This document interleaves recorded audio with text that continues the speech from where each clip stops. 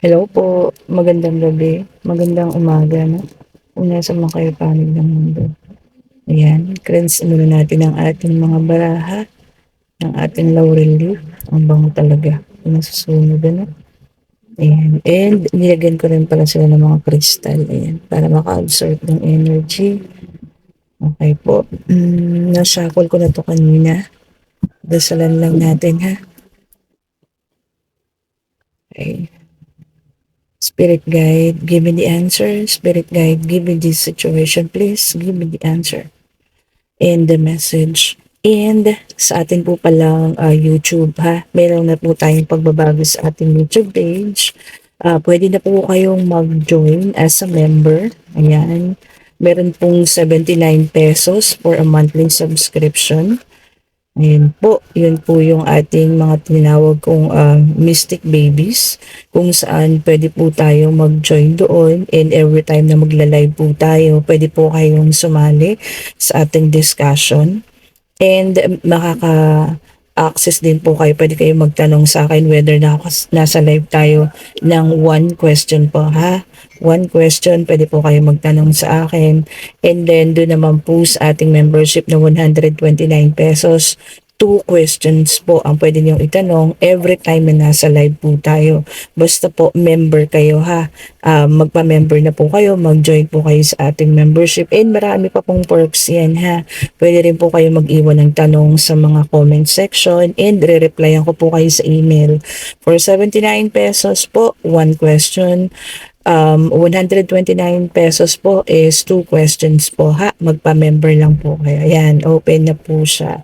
And thank you po sa mga magpapa-member. Okay po. And ang first card natin is ay ang ating King of Pentacles. Ayan. So meron tayong King of Pentacles dito. Ayan, ano pa kayang susunod? Ayan, and sobrang saya po natin dahil na-unlock na natin yung perks na yon na binibigay ng YouTube, ano? Pwede po kayo magpa-member. Uy, may bumagsak na isa. And meron na naman tayong sugatan dito. 9 of Wands. Ayan. Ayan natin. Kung ano pang mayroong lalabas. Ayan po. Pwede po kayo maging mystic babies. Pwede pong maging mystic angel ha. Marami pong perks yan. Basahin nyo na lang po doon ha. And may perks din kayo na pwedeng kayo yung mauna sa ating mga bagong video na i-release. And pwede rin po ako mag-release ng mga videos doon na hindi mapapanood sa YouTube ha. Kumbaga exclusive. And meron din tayong 8 of Swords. Okay. 8 of Swords po. Meron namang feeling trap dito. And meron po tayong the Chariot, okay? Major Arcana. Okay.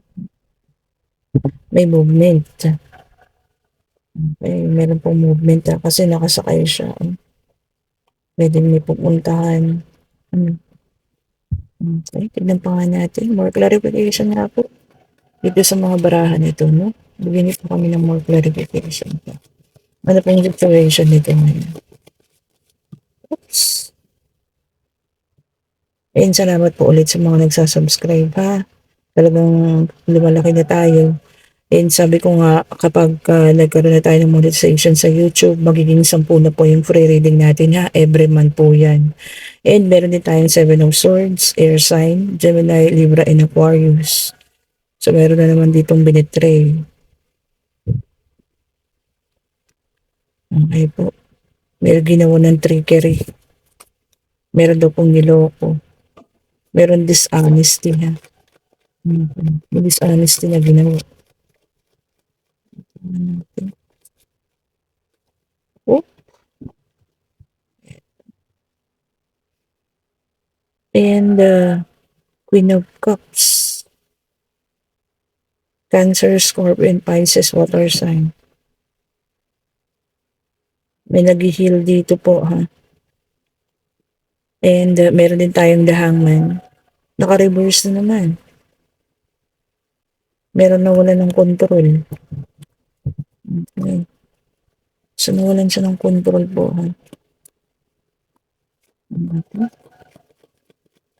May umalis. May nasaktan. May nawalan ng control na no. Meron nakaranas ng deceit. And the tower, meron pong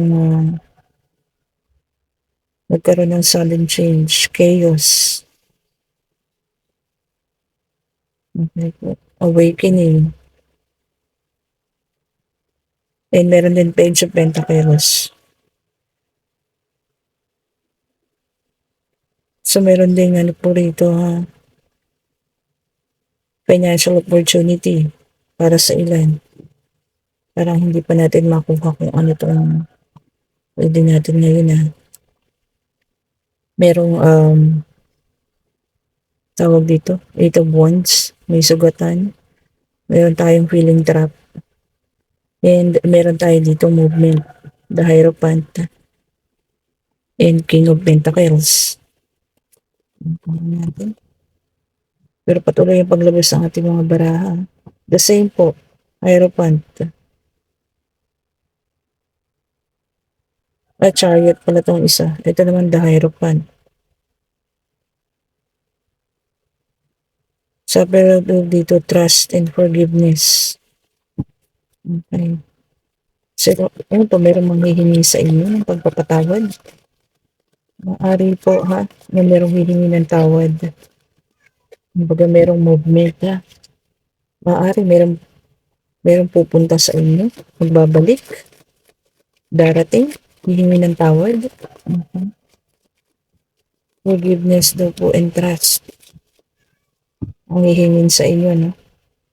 So, maaaring nagkaroon po ng nag-iingay si Pamya. Pasensya na po kayo. Gusto niyang lumabas. Pero sarado po kasi yung pinto.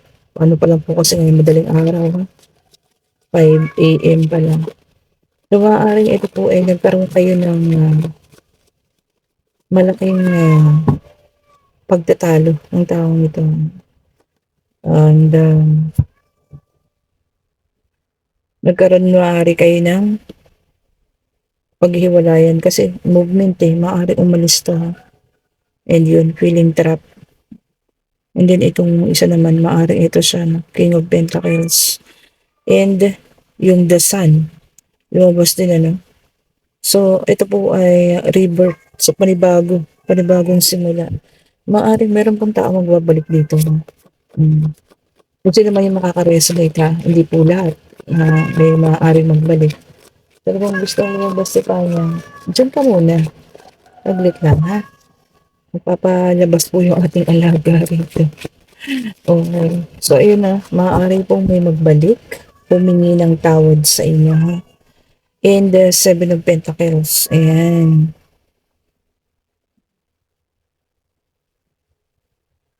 Okay. Dito sa Pentacles kasi no, trabaho to eh.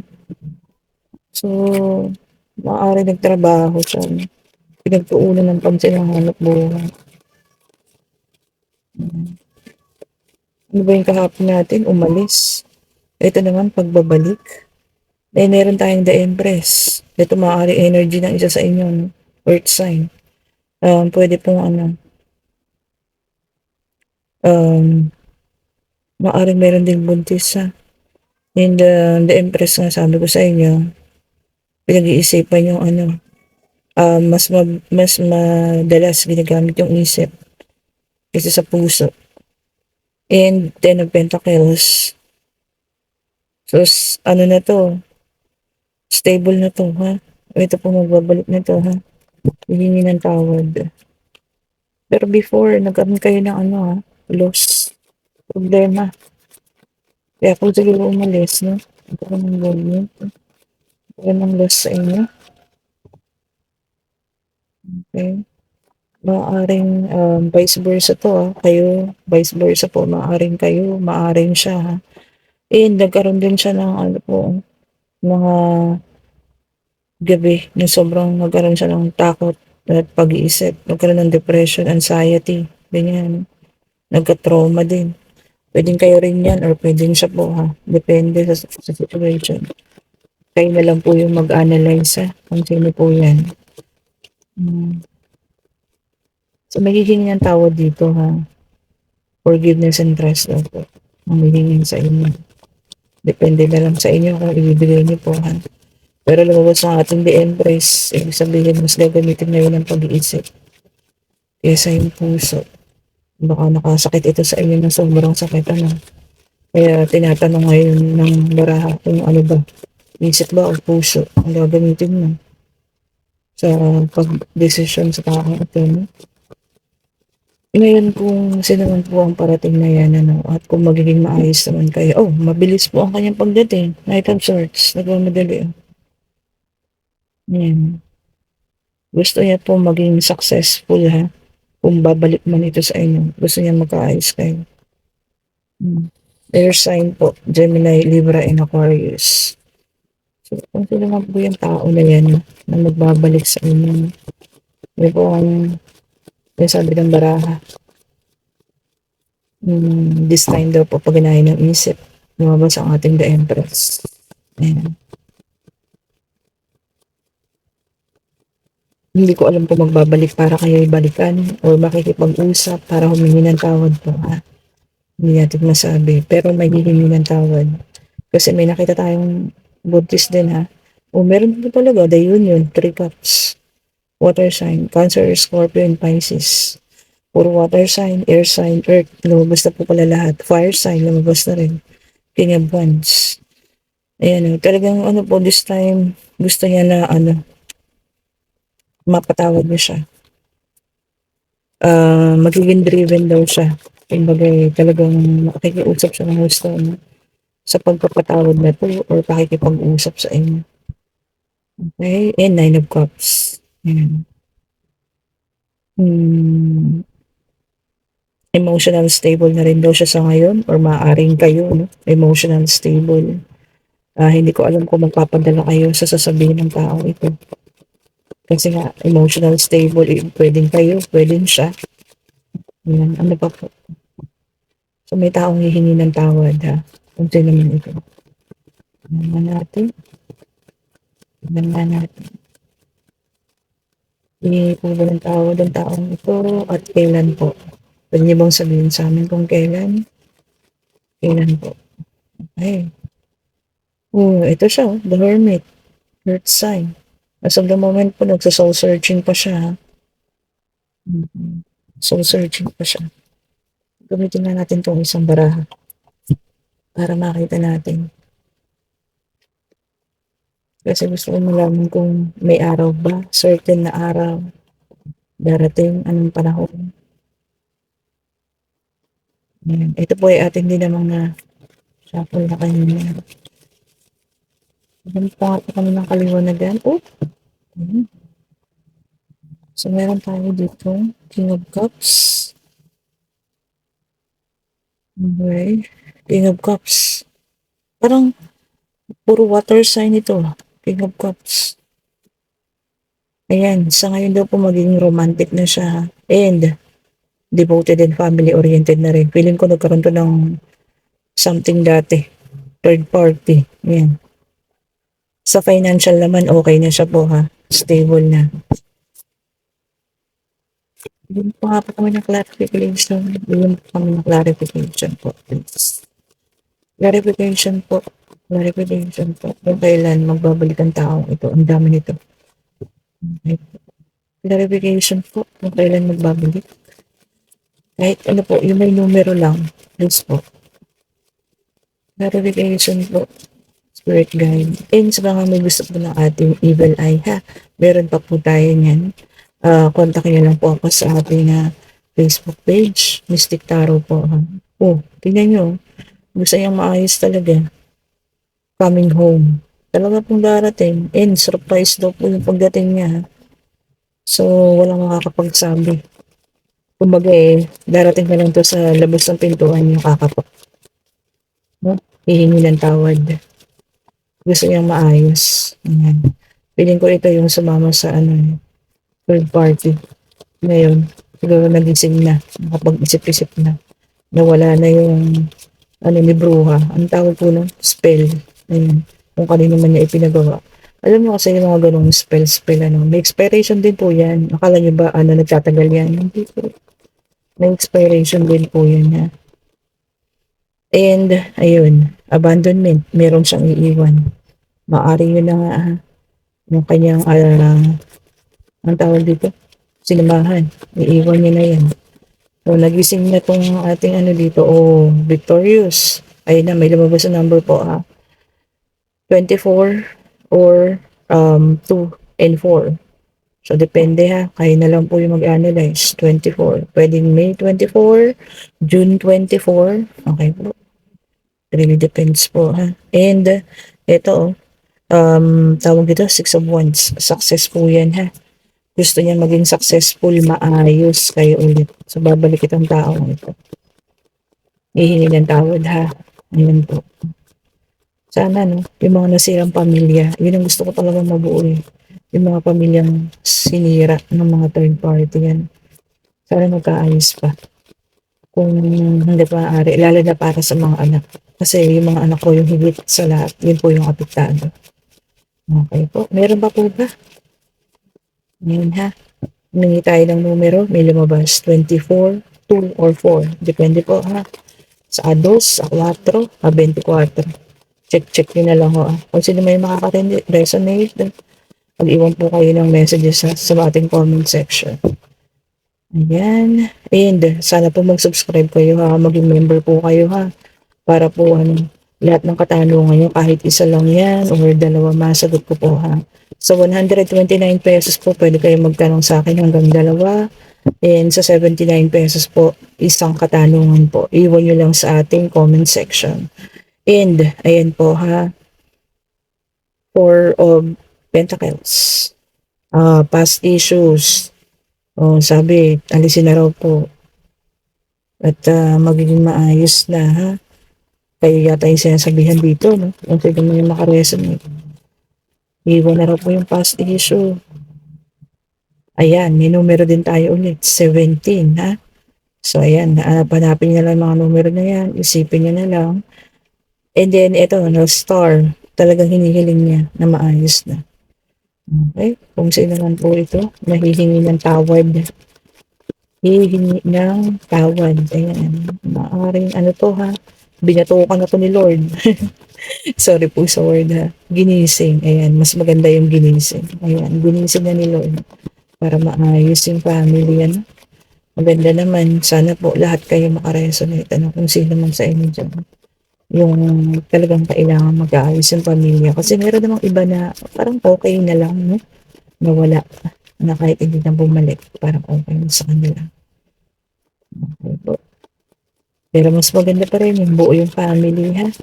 Meron pa po bang lalabas? Meron pa po ba? Oops, ito na lang dalawa. Knight of Wands. Alisin na raw po yung ano, ha? Maging open-minded na rin. And death, may magtatapos na. So, magtatapos na yung paghihiwalay ninyo, ha? And hindi tayo ng gabay dito sa ating messages of life. Death po is magtatapos na and a new beginning. So, ibig sabihin, magkakaroon na kayo ng new beginning kung sakaling mapapatawad nyo, ha? Pwede naman patawarin ninyo and then maging buti na lang kayo magkaibigan or pwedeng patawarin ninyo and bumalik kayo sa dati po, ha? Depende na po sa inyo yan. Ang bilis naman. Tignan nyo. Unity.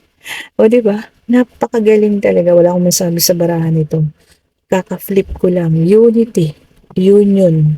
Tignan nyo. Sabi sa inyo kung ano po yung maganda, yun ang ilalabas ng ating messages of life.